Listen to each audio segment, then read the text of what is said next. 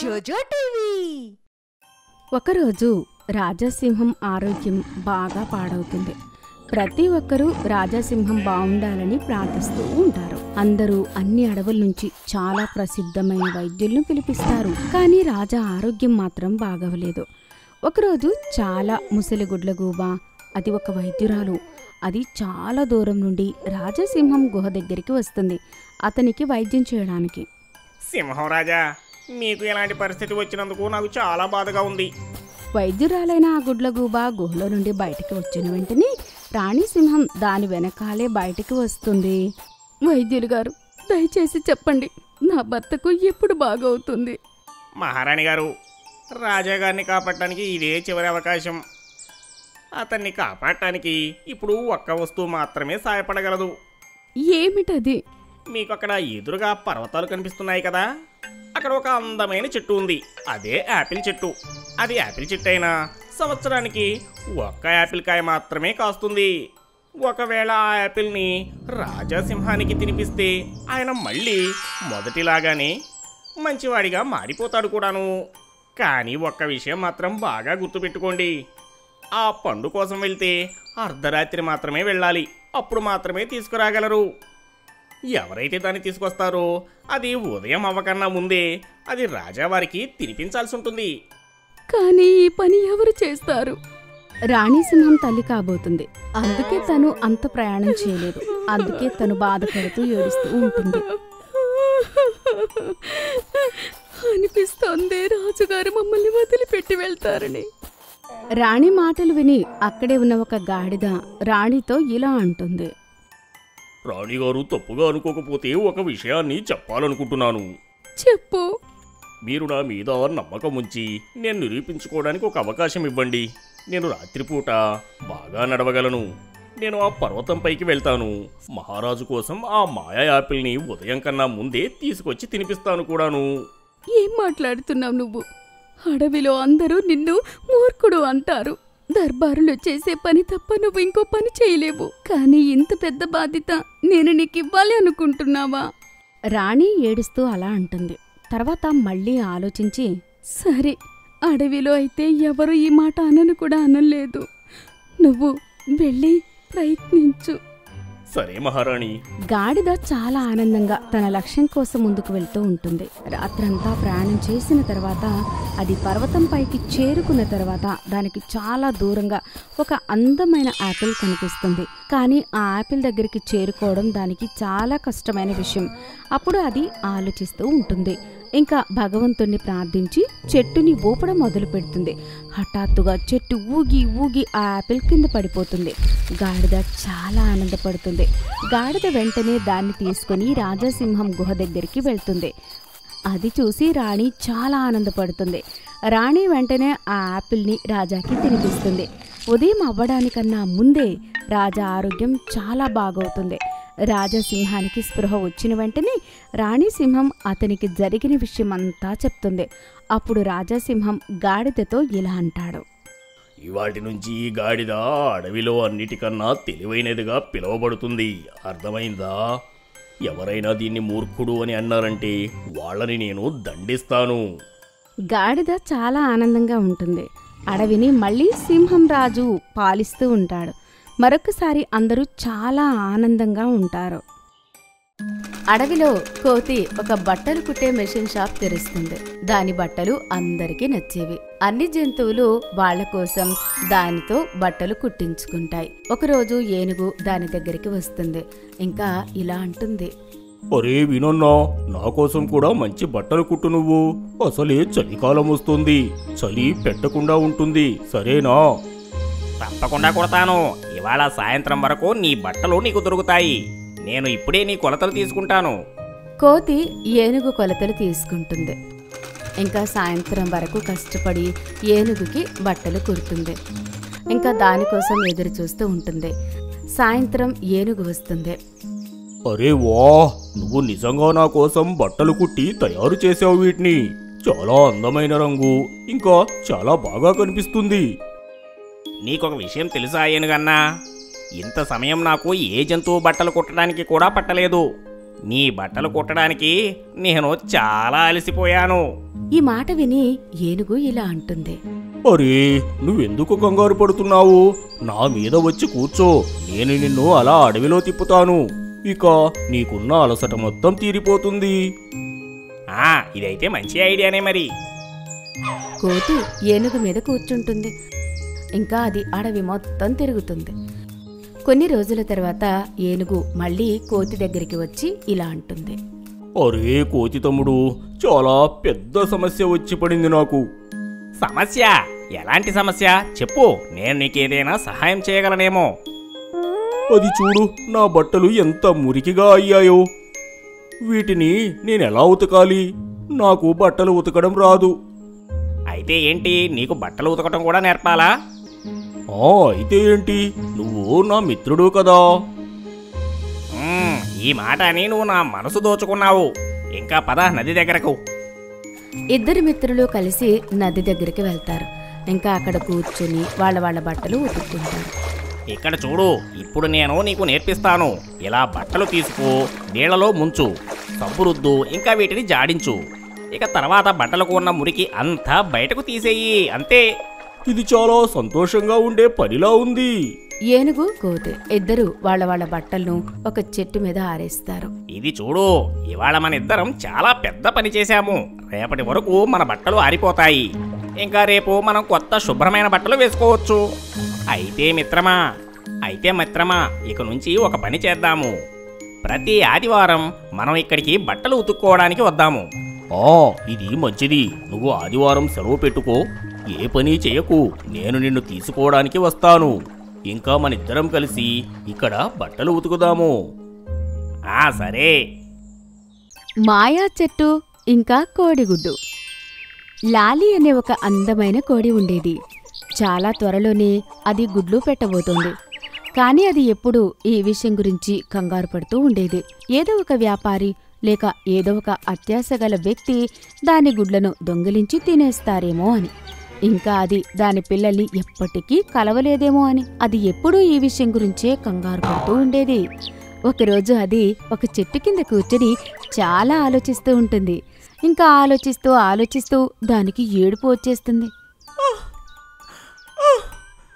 ఏం చేయను, నా గుడ్లు ఇవాళ కాకపోతే రేపైనా బయటికి వస్తాయి. ఒకవేళ అవి బయటికి వస్తే వాటిని ఎక్కడ దాయాలో అర్థం కావడం లేదు. ఎవరో ఒకరు వస్తారు, ఇంకా నా గుడ్లని దొంగిలించి తినేస్తారు కూడా. నేను ఎప్పటి నుంచో గుడ్లు పెడుతున్నాను, కానీ నా పిల్లల్ని కలవలేకపోతున్నా. అయ్యో భగవంతుడా, నాకు సహాయం చెయ్యి, ఏదైనా చెప్పు. ఆ కోడి మాటలు విని చెట్టు మాట్లాడడం మొదలు పెడుతుంది. ఎందుకంటే ఆ చెట్టు ఒక మాయా చెట్టు కాబట్టి. అది దాని ఆకులన్నీ చల్లుతూ కోడితో ఇలా అంటుంది. ఏమైంది, ఎందుకు ఏడుస్తున్నావు నువ్వు? ఎవరు? అరే, నువ్వు ఏ చెట్టు కింద అయితే ఉన్నావో ఆ చెట్టునే నేను. నువ్వు మాట్లాడగలవా? నేనేదో మామూలు చిన్న చెట్టును కాదు. నేను ఒక పెద్ద ఋషి తపస్సు వల్ల వచ్చిన చెట్టును. ఒక ఋషి నా చెట్టు కింద కూర్చొని తపస్సు చేసేవాడు. దాని ద్వారా మాయలు కూడా నేర్చుకున్నాను. నేను నీకేమైనా సహాయం చేయగలనా? కోడి దాని బాధలన్నీ చెట్టుకి చెప్తూ ఉంటుంది. చెట్టు గట్టిగా నవ్వుతుంటుంది. ఇదేమంత పెద్ద విషయమేం కాదు. నువ్వు నీ గుడ్లని నా చెట్టు కింద పెట్టు. నేను ఎవరు వచ్చినా కానీ వాటిని మాయం చేసి కనపడకుండా చేస్తాను. అలా జరుగుతుందా? తప్పకుండా. అయితే సరే, నేను నా గుడ్లని ఇక్కడే పెడతాను. కోడి నిర్ణయించుకుంటుంది చెట్టు చుట్టుపక్కలే ఉండాలి అని. అది గుడ్లను పెట్టిన తర్వాత చాలా ఆనందిస్తుంది. చెట్టు పగలు రాత్రి వాటిని జాగ్రత్తగా చూసుకుంటూ ఉంటుంది. ఎవరైనా ఆ గుడ్లను చూసినా కూడా వాళ్ళ దగ్గరికి వచ్చేసరికి వాళ్ళకి గుడ్లు కనబడకుండా పోతాయి. పిల్లలు బయటికి రాగానే కోడి చాలా ఆనందిస్తుంది. నీకు చాలా చాలా ధన్యవాదాలు. నా ముగ్గురు పిల్లలు చాలా జాగ్రత్తగా ఉన్నాయి. ఇప్పుడు నేను నా గ్రామానికి తిరిగి వెళ్తున్నా. మాయా చెట్టు, నువ్వు అన్నిటికన్నా నా మిత్రుడివి. నేను నీకు రాఖీ కడతాను. చెట్టు చాలా ఎమోషనల్ అవుతుంది. కోడి తన పెద్ద తాడుని తెచ్చి చెట్టుకి కడుతుంది. ఇంకా దానికి సెలవు చెప్పి ఆనందంగా తన ఇంటికి తిరిగి వెళ్ళిపోతుంది. ఒకరోజు నక్క ఇంకా కుక్క గొడవ పడుతూ అందరినీ ఇబ్బంది పెడుతూ ఉంటాయి. వాళ్ళిద్దరి గొడవ ఎంత పెద్దగా అవుతుంది అంటే వాళ్ళని రాజాసింహం దగ్గరికి తీసుకుని వెళ్లాల్సి వస్తుంది. రాజాసింహానికి చాలా కోపం వస్తుంది. కుక్క ఇంకా నక్కని ఇలా అడుగుతాడు. ఏమేమిటి? మీరిద్దరూ ఎందుకంతగా గొడవ పడుతున్నారు? ఏమైనది నక్క? నక్క రాజుతో, మహారాజా, నేనేం చెప్పాలి? ఈ కుక్క ఉంది కదా, అది ప్రతిరోజు నా మామిడి పండ్లని తినేస్తుంది. నేను అన్ని చోట్ల తిరిగి మంచి మంచి మామిడి పళ్ళు తీసుకొని వస్తున్నాను. నా పండ్లు మొత్తం అది తినేస్తుంది. అలాంటి దొంగతనం నేనేం చేయలేదని అంటుంది. దాని మామిడి పళ్ళనే నేనే దొంగిలించానని అంటుంది. అయ్యో లేదు మహారాజా, అది అబద్ధం చెప్తుంది. నేనేం దాని పళ్ళు తినలేదు. ఇంకా అదే నేను దాచిపెట్టుకున్న మామిడి పండ్లను దొంగిలించి తినేస్తుంది. ఒక్కటి కూడా వదిలిపెట్టలేదు. నేను దీన్ని పట్టుకున్నాను, అందుకే అది నాతో గొడవ పడుతుంది. మామిడి పళ్ళు తెచ్చుకోవడానికి నేను చాలా కష్టపడాల్సి వచ్చింది. అదైతే నక్క, నేను కుక్కని. నేను మామిడి పండు కోసుకురావడానికి ఎంత కష్టమవుతుంది చెప్పండి? రాజాసింహం ఇద్దరి మాటలు వింటుంది. కాని ఎవరు నిజం చెప్తున్నారో కనుక్కోవడం చాలా కష్టమైపోతుంది.